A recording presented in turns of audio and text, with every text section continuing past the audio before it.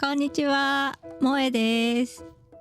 今日のテーマは共通の話題を見つけるです。皆さんは初めての人やよく会う人と話すとき、どんな話題から始めることが多いですか？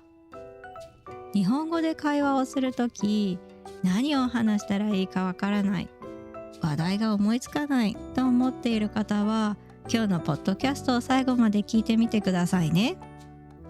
では早速今日のテーマ、共通の話題についてです。皆さんは日本語ネイティブが待ち合わせでどんな会話しているか聞いたことありますか？私の感覚だと、最初に待ち合わせでかける言葉はこんにちはのような挨拶ではなく、おーとかあーとかです。それでその後、今日電車混んでたねみたいな、そこにいる人同士の共通の話題を出します。例えば他にも同僚と仕事の後に会う時だったら、お疲れと一言挨拶して、今日仕事忙しかったとか、なんか今日人多いねとか言ってから話をし始める印象です。このように日本では初めて会う人や毎日会う人に元気ということは少ないんです。元気と聞くのはすごく久しぶりに会った人ぐらいでしょうか。近況を尋ねる感じで聞くことが多いです。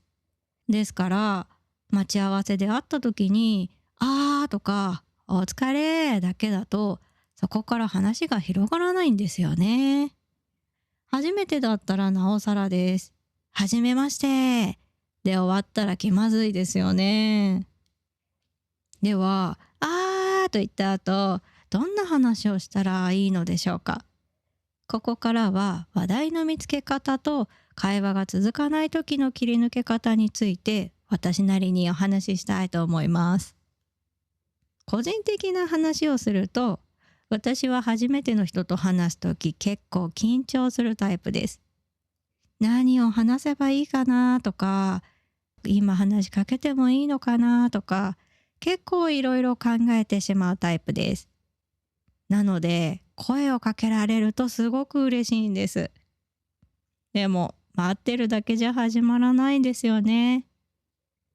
自分から話しかけようといろいろ考えてみた結果、最適な方法は相手との共通点を見つける。これがシンプルで一番話しやすいんじゃないかなと思ったんです。これ多分コミュニケーションが得意な人にとっては結構当たり前のことだったりするんですけど、意外と相手や状況をよく見ないと難しいんですよね。ちなみに日本では天気の話題が一番の共通の話題と言われます。今日暑いね、最近風強いねとかです。同じ地域の人が使えるし、毎日天気が変わるので、毎日会っても違う天気だったりすると違う話題につながります。こんな天気の話をした後に、もう少し個人的な共通の話題に持っていったりすることが多いです。話し相手と一つでも共通点が見つかれば、急に話が弾んだりしますよね。じゃあ天気の話して、その後どうしようって思った時に、どうやって共通点を探せばいいのか、その共通点を見つける鍵になるのが質問と観察だと思っています。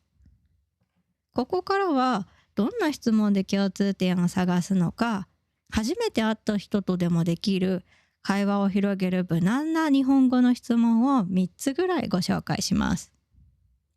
1つ目、今いる場所や近くのこと。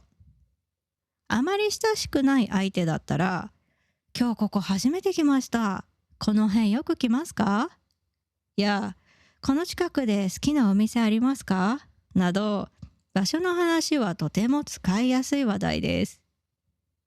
友達や同僚でも、ここ初めて来たとか、この間東京行っててさとか、どこどこ行ったことあるとか、場所の話題はよく出ます。場所はシンプルで一番使いやすい話題です。ですが、初対面で個人の家が特定できるような具体的な場所を聞くのは避けられる印象があるのでやめましょう。では2つ目、食べ物の話題です。例えば初めての人と食事をするとき、日本の食べ物好きですか？ラーメンは好きですか？辛いもの大丈夫ですか？など、食べ物や味の好みについて聞いてみるのもおすすめです。友達との会話でも、セブンイレブンの新商品食べた？まだ食べてみたいなど、食べ物の話題を出すことで共通点を探すことができます。食べたことがあるなら味の感想、まだなくて興味があるなら今度どこどこに一緒に行きましょうのように食事に誘いやすくもなりますよね。3つ目、最後は趣味や好きなものについてです。映画は好きですか？音楽よく聴きますか？あのアニメ見ましたか？など、食べ物と同じでお互いの興味のあることについて質問します。共通の趣味が見つかれば、一緒に推し活したり遊びに行くこともできるかもしれません。ここまで3つの質問を紹介しました。どうでしたか？質問をしてそこで終わり、それはもったいないですよね。話題を見つける質問をして、次に大事なのは質問をして終わらないことです。相手の答えに少しだけ自分の話を足すと会話になっていきます。もし相手がラーメンが好きですと言ったら、私もラーメン好きです。どこの店が好きですか？とか、醤油と味噌どっち派ですか？とさらに興味を持って聞くこと、共通点を探っていくことで、ここから一気に話が広がります。ここまでは質問についてお話ししました。皆さんは質問を考えるのは得意ですか？次は観察についてです。質問をしなくても相手を見るだけで共通点を探すことができる場合があります。相手が持っているものに注目するという方法があります。例えば何か知ってるキャラクターのキーホルダーを持っていたら、それなんとかですよね。私も好きです。とか、スポーツチームの帽子をかぶっていたら、どこどこのファンなんですか？とか、初めての相手でも観察してみると話を広げることができますよね。共通の話題につながるかは分かりませんが、見てわかることの他の例としては、髪切った？とか、なんか疲れてる？のようなポジティブな変化や相手を心配したり、いたわるような感想を伝えるのもいいと思います。まるで探偵のようですよね。でも、もし質問が苦手なら、このように、少し怪しくならない程度に観察してみるのもおすすめです。質問と観察で共通の話題を出すということをお話ししました。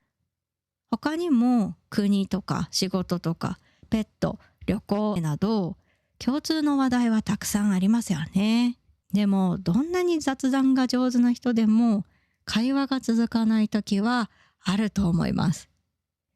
それは日本語が下手だからという理由ではありません。相性やタイミング、相手のその日の気分の問題などもあります。ここからはなんか会話がうまくいかないという時、他にも苦手な人に会った時どう逃げるか、使えそうな日本語表現を4種類考えてみましたのでお話しします。1つ目、相槌のそうなんですね。なるほどです。そうなんですね。なるほどと言って自然に会話を終わらせます。この2つはちょっと話が続かなかったなという印象になってしまいますが、それでもいい場合はこの言葉を使ってみましょう。2つ目、別の話題へスライドしたい時です。そういえば、思い出したんですが、などです。日本語ではとても自然な切り替え方です。1つ目とのコンボで、そうなんですね。そういえば、とか、なるほど。思い出したんですが、のように使うと、先ほどの気まずい終わり方ではなく、話を受け入れた後に別の話題という印象になるので、もっと良くなります。3つ目、会話を終わらせたい時です。会話を優しく終わらせたいなら、お話できてよかったです。また話しましょう。じゃあそろそろです。感謝やまた次の機会があることを伝えることで、無理に会話を続けなくても感じが悪くなることはありません。最後4つ目、環境を理由にした終わらせ方です。